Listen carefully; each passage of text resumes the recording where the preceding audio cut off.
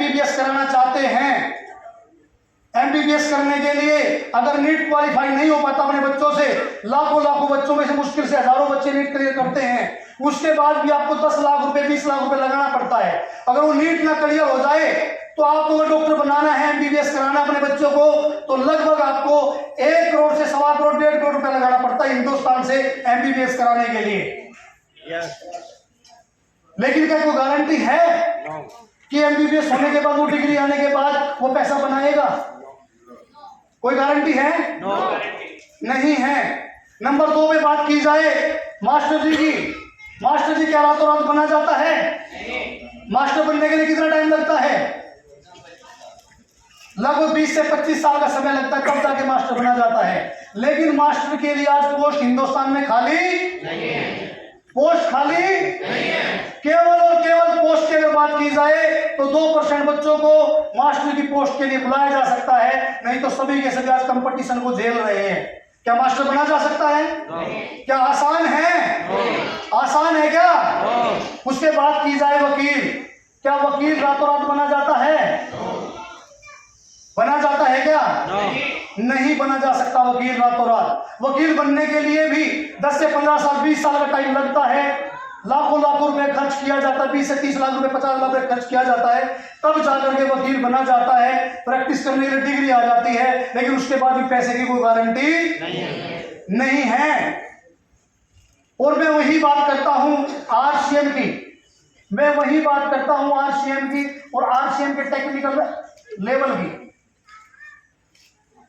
मैं वही पे बात करता हूं आरसीएम की और आरसीएम के टेक्निकल लेवल की मैं बात करता हूं।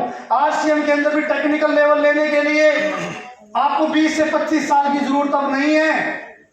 अब आरसीएम बहुत फास्ट ट्रैक पे आ चुका है, टोटली सिस्टम ऑनलाइन हो चुका है। ऑनलाइन आप शॉपिंग कर सकते हैं, ऑनलाइन आप ज्वाइनिंग करा सकते हैं। आप अगर आप मुरादाबाद में हैं तो अपना बिजनेस आप बॉम्बे में कर सकते हैं, और बॉम्बे में बिजनेस शुरू करना अगर है, आप छोटे से छोटा बिजनेस भी अगर करेंगे तो आपको सालों लग सकता है। लेकिन आरसीएम में बिजनेस करने के लिए और लाखों का टर्नओवर खड़ा करने के लिए, शुरुआत करने के लिए केवल और केवल आपको 5 मिनट लगता है। कितना समय लगता है साहब? 5 मिनट। केवल 5 मिनट लगता है। अगर कोई मिलने वाला आपका बॉम्बे में है, आप उसको फोन मिलाए, भाई साहब कैसे हैं, अच्छे हैं, आप नमक खाते हैं या नहीं खाते हैं, वो क्या बोलता है? खाते हैं। नहाते या नहीं नहाते हैं? नहाते हैं। कपड़ा पहनते या नहीं पहनते हैं? पहनते हैं। आज के बाद आपने क्या करना, अगर आप मेरे मिलने वाले हैं, जो नमक आप टाटा का लेके आते थे वो 30 रुपए का मिलता था, डबल रिफाइंड आयोडीन युक्त आपको 30 रुपए का मिला। लेकिन आरसीएम का नमक ट्रिपल रिफाइंड है, आयोडीन युक्त है, आईएसआई प्रमाणित पक्के बिल पे केवल और केवल आपको एमआरपी 24 रुपए है। उसके बाद भी 10% से 25% एमआरपी पे छूट होने के बाद वो नमक आपको 18 रुपए का मिलता है। तो मुझे बताइए, फिर नमक आप आरसीएम का खाएंगे या टाटा का ला करके खाएंगे? मुझे बताइए आप लोग किसका लाएंगे? आरसीएम का लाएंगे। कपड़ा पहनने से पैसा आए, नहाने से गरीबी भाग जाए, तो मुझे बताइए कि पड़ोसी से पूछने जाएंगे या अपने दिमाग से पूछेंगे? आप लोग हेलो, किससे पूछेंगे? अपने दिमाग से पूछेंगे या पड़ोसी के दिमाग से? अच्छा ईमानदारी से बताइए, पड़ोसी आप ही का है ना? तो उसमें कोई ज्यादा दिमाग होगा क्या, या वो ज्यादा समझदार होगा? अगर वो ज्यादा दिमागदार होता और वो ज्यादा होशियार होता तो वो आपका पड़ोसी क्यों होता? वो तो अंबानी का पड़ोसी होता ना। हेलो, लेकिन समस्या पता क्या है? हम लोगों के साथ पता समस्या क्या है? अभी मैं आप लोगों से बात पूछना चाहता हूं, ये जो पेन में चला रहा हूं, इसकी स्याही कैसी है? कैसी है साहब? ब्लैक स्याही है, आप देख रहे हैं। और मैं अगर ये कहूं रेड है तो कितने लोग मान लेंगे? बिल पे है, भारत सरकार की मानक लेबोरेटरी पास है, उसके बाद भी आपको एमआरपी 24 रुपए होने के बाद भी आपको 18 रुपए का मिलता है। तो उसके बाद पड़ोसी से पूछने की जरूरत है क्या?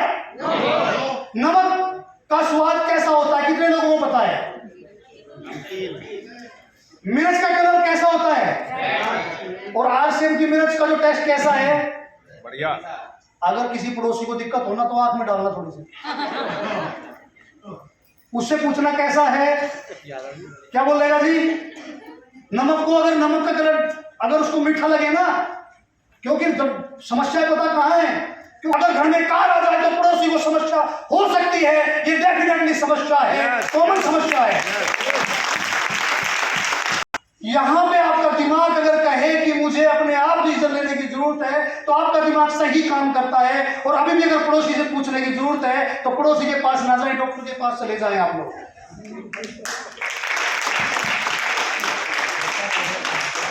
यस या नो? तो बिजनेस शुरू हो जाएगा। आरसीएम बिजनेस एक ऐसा प्लेटफॉर्म है जहां पे आपको no risk, no tension, no समय फाउंडेशन, नो किसी भी जगह के किसी भी समय सोते सोते, नहाते हुए, खाते हुए, गुनगुनाते हुए लाखों का टर्नओवर करने का मौका मिलता है। तो फिर आरसीएम करना चाहिए या नहीं करना चाहिए, अपने दिमाग से पूछ लीजिए आप, पड़ोसी से पूछने की जरूरत नहीं, पड़ोसी से पूछने की जरूरत नहीं है। क्योंकि यहाँ पे आपको शुरुआत करने के लिए आपको कुछ लगता नहीं है, केवल आप भारत के नागरिक हैं या नहीं है। यहाँ पे आपका धर्म नहीं पूछा जाता, यहाँ पे आपकी जाति नहीं पूछी जाती, यहाँ पे आपका रंग नहीं पूछा जाता, यहाँ की बॉडी लेंथ नहीं पूछी जाती। केवल और केवल ये पूछा जाता है, ये जांचा परखा जाता है कि आप इंडिया के लोग हैं, आप नमक खाने वाले लोग हैं, आप कपड़ा पहनने वाले लोग हैं, आपके घर में मेहमान आ जाए आप चाय पिलाने वाले लोग हैं। अगर आप वही हैं जो सामाजिक आदमी हैं तो आप आरसीएम के डिस्ट्रीब्यूटर हैं और आप भी आरसीएम से करोड़पति बन सकते हैं। केवल और केवल इतना चाहिए। और टेक्निकल होने के बाद एक अलग से उनके अंदर एक पावर आ जाती है, उसको बोलते हैं सुरक्षा। क्या बोलते हैं जी? सुरक्षा। मैं अपने बारे में थोड़ा बात करूं, मैं अगर यहाँ पे हूं तो इसका जो एक कॉलम है टेक्निकल, इसकी वजह से यहाँ पे हूं। मेरे फादर ने मई 2003 में इसकी शुरुआत की थी। क्यों की थी? क्योंकि मेरे पिताजी करोड़पति थे। हेलो भाई, मुरादाबाद वाले लोग खो गए क्या? सो गए या खो गए हैं जी? एक बार जोरदार म्यूजिक और जोरदार क्लैपिंग अपने लिए।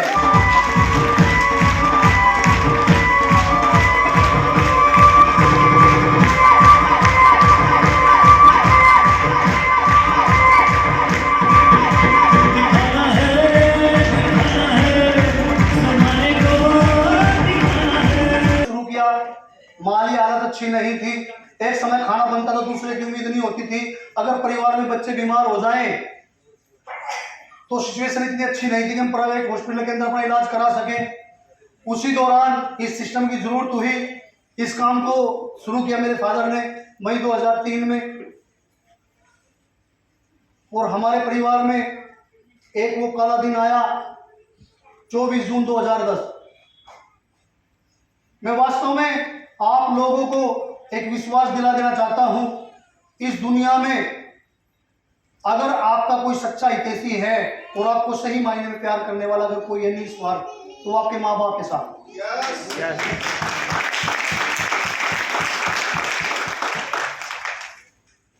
अगर कोई सच्चा हितैषी निस्वार्थ अगर आपको कोई प्यार कर सकता है तो आपके माँ बाप हैं। माँ बाप के बिना अगर कोई रिश्ता इस दुनिया में है तो कहीं ना कहीं स्वार्थ से जुड़ा हुआ है। हाँ या ना? सहमत हैं?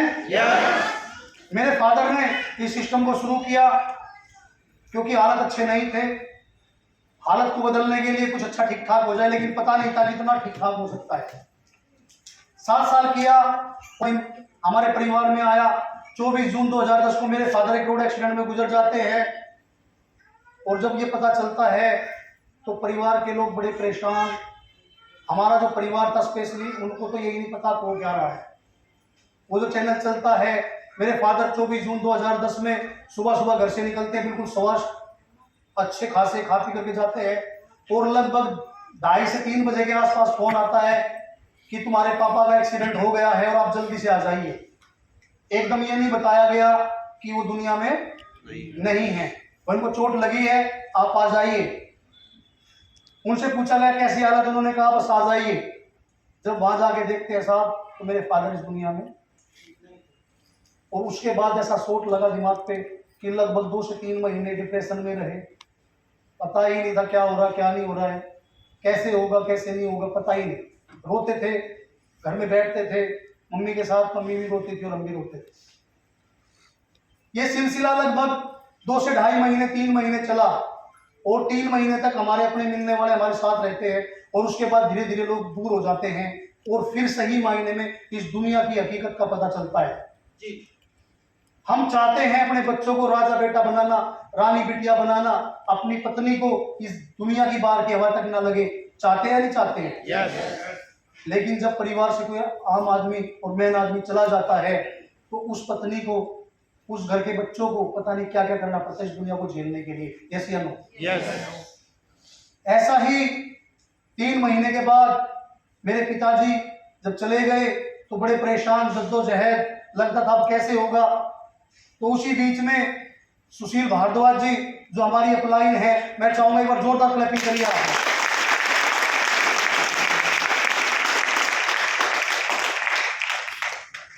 उनका फोन आता है, वो कहते बेटा कैसे हो, और मैं बोलने की हालत में नहीं था। मैंने कहा सर क्या बताएं, जिंदगी ऐसी जगह आ गई है कि शायद इसके बारे में हम सोच भी नहीं सकते, और कभी सोचा भी नहीं था। पापा नहीं है तो कैसे गुजारा होगा, कैसे बहनों को आगे मैं पढ़ा पाऊंगा, कैसे शादी होगी, किस तरह से जीवन चलेगा, कुछ समझ नहीं आ रहा है। उन्होंने कहा बेटा माँ बाप की कमी पूरी नहीं की जा सकती, ये सच है, पूरी नहीं की जा सकती, ये सच है, लेकिन तुम्हारे पापा कुछ ऐसा करके गए हैं कि आज लाखों रुपए महीना की इनकम आ रही है। पापा की कमी तो पूरी नहीं होगी, लेकिन उनके जाने के बाद जो सबसे बड़ी कमी पैसा है ना, वो कमी नहीं होगी।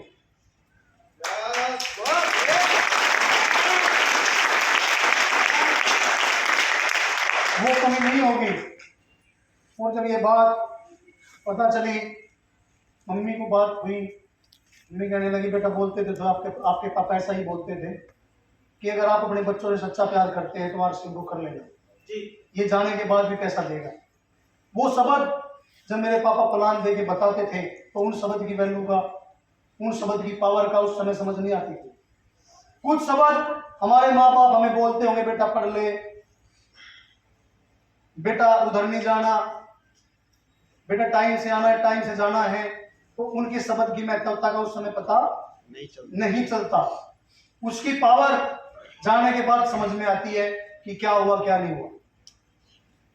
और अगले दिन मैं अपनी मम्मी के साथ जाता हूं, बैंक के अंदर जाते हैं, देखते हैं बैंक बैलेंस क्या छोड़ के गए, और लगातार उनके जाने के बाद कुछ आ भी रहा है या नहीं आ रहा है।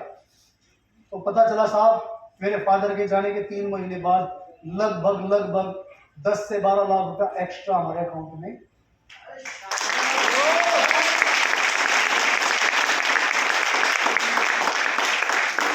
आ चुका था। और साहब उनके वो शब्द याद आए, अगर आप अपने बच्चों से अच्छा प्यार करते हैं तो आरसीएम को जरूर कर लेना। आज मेरे पापा इस दुनिया में नहीं है, ये सच है कि उनकी कमी है। मेरी बहनों को, मुझे, मेरी माँ को वो कमी जरूर है, लेकिन उनके जाने के बाद आज मेरा परिवार पैसों की वजह से परेशान नहीं है।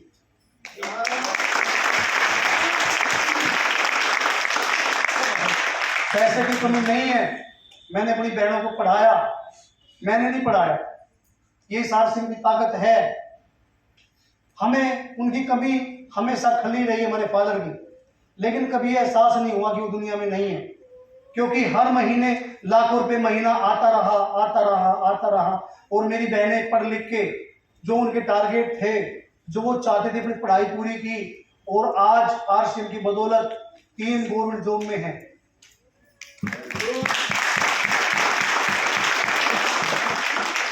और इस सिस्टम की ताकत को समझिए साहब। एक बहन जो सबसे छोटे वाली थी, जिसको मेरे पापा बोलते थे कि ये कुछ खास करेगी और परिवार का नाम रोशन करेगी, कुछ खास करने वाली है, उस बहन ने अभी पिछले साल अप्रैल में एशिया में गोल्ड मेडल लेके आई है।